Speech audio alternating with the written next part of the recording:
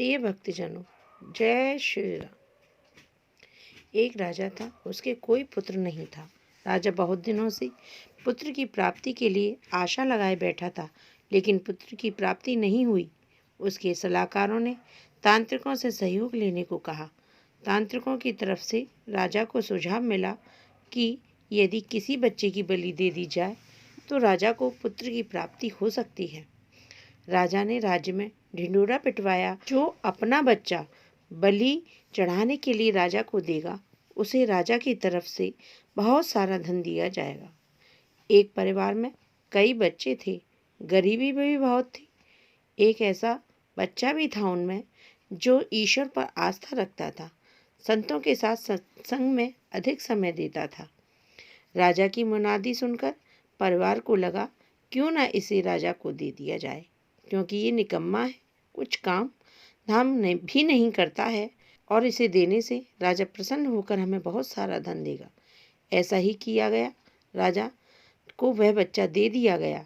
राजा ने बच्चे के बदले उसके परिवार को काफ़ी धन दिया। राजा के तांत्रिकों द्वारा बच्चे की बलि देने की तैयारी होने लगी। राजा को भी बुला लिया गया। बच्चे से पूछा गया, तुम्हारी आखिरी इच्छा क्या है? ये बात राजा ने बच्चे से पूछी और तांत्रिकों ने भी पूछी।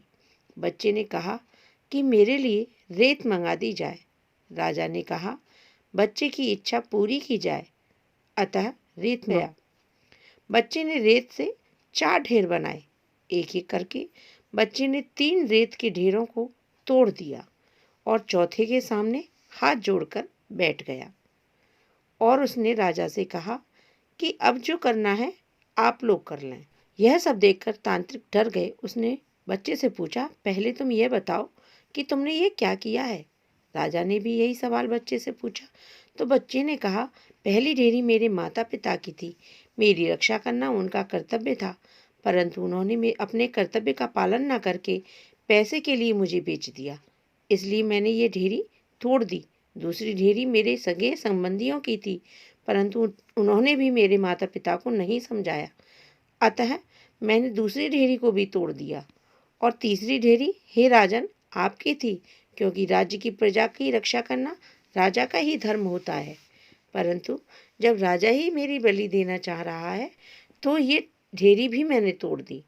और चौथी ढेरी हे राजन मेरे ईश्वर की है। अब सिर्फ और सिर्फ अपने ईश्वर पर ही मुझे भरोसा है, इसलिए यह एक ढेरी मैंने बचा दी है। बच्चे का उत्तर सुनकर राजा अंदर तक हिल गया। उसने सोचा कि पता नहीं बच्चे की बलि देने के पश्चात भी पुत्र की प्राप्ति होगी भी या नहीं भी होगी, इसलिए क्यों ना इस बच्चे को ही मैं अपना पुत्र बना लूं।